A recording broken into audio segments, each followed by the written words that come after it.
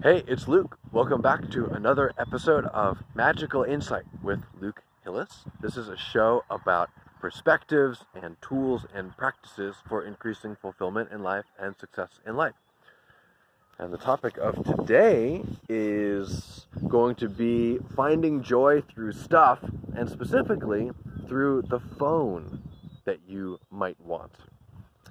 This is a recent journey of mine that I wanted to share with you because I thought it might be applicable to you. And this is basically applicable to you if you have wanted to have a nicer phone but haven't felt able to justify buying it. So that's been the story for me ever since nicer phones, smartphones started to come out like 10 years ago. That I just always felt like I couldn't justify buying the level of phone that I would like.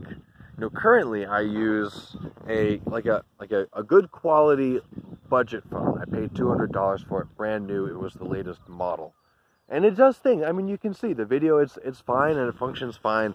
But I find myself feeling like, gosh, wouldn't it be so fun to have my apps just like load immediately when I tap on them, to have really nice photos, better video quality, even for videos like this, just run cooler things, and just sometimes like I start an application and just like fails, and it's kind of annoying, or things just take longer than I like, and like my mind is moving at one speed and the phone is moving at another, and I'd like the phone to move at the same speed as my mind.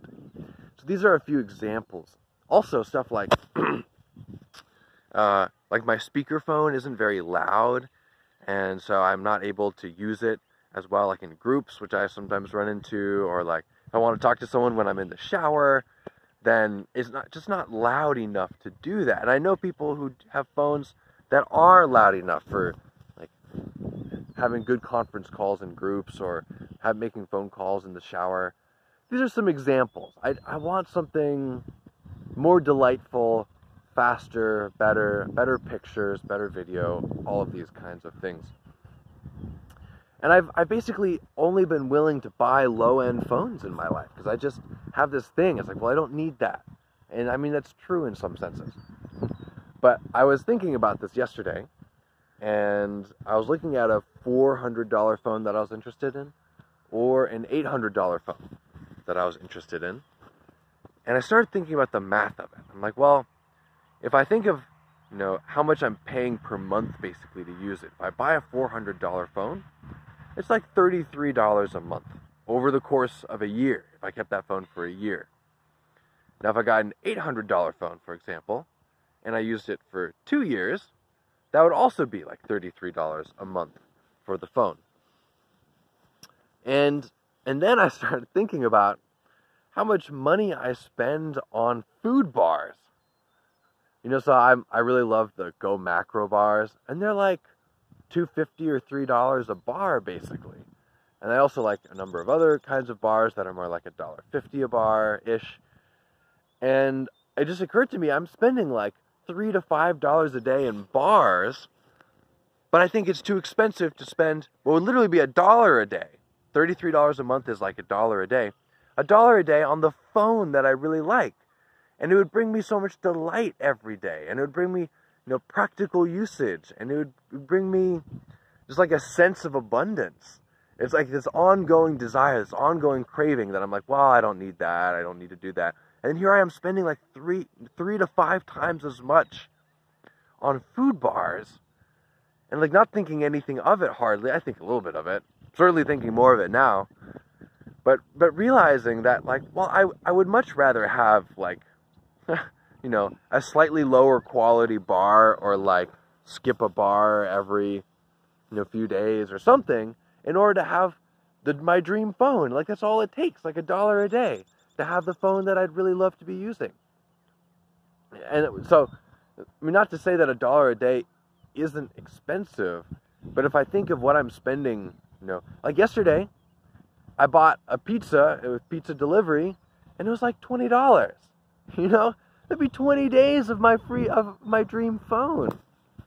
So when I start thinking in perspective of what I'm spending money on otherwise, it's like, that's really not that expensive. And I would be happy to allocate some of my food budget towards my phone budget, because I would feel more, I'd feel more fulfilled. I would get more out of that same dollar spent towards a phone that I love than out of, a little bit of an extra snack or a little bit of that level of quality. So I invite you to consider, if you're wanting like a higher end phone for yourself, think about how much you're paying on a monthly basis. If you take the total cost of the phone, divide by the number of months, and then you can think of a daily cost too. You divide, into a daily amount, and just think about what you're already spending money on a daily basis for, and just ask yourself, like, well, what are my priorities here? And you might find that you actually might prioritize your phone a little higher than you think. If you're spending, $3 to $5 a day on a coffee, that's another kind of example. Certainly food-related things are easy to rack up the expenses quickly.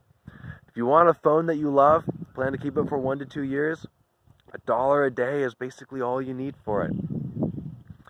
And you already pay that much for your phone service, probably, at least that much. You might even spend, $2 a day or more for your phone service, depending on what kind of plan you have. So it's like, anyway, I'm just starting to feel very free in justifying myself buying the phone that I like, and I'm excited about that. I think I know when it's going to come out. There's a new version coming out, so hopefully in 1 to 2 months, my video quality on these videos will boost up because I'll have a new phone. So, love and blessings to you. Hope you've enjoyed. All these principles can also be applied to anything you want to buy, not just phones, by the way. Anything you'd like to have for yourself. And I look forward to seeing you next time. Share, subscribe, comment, contact me. See you soon.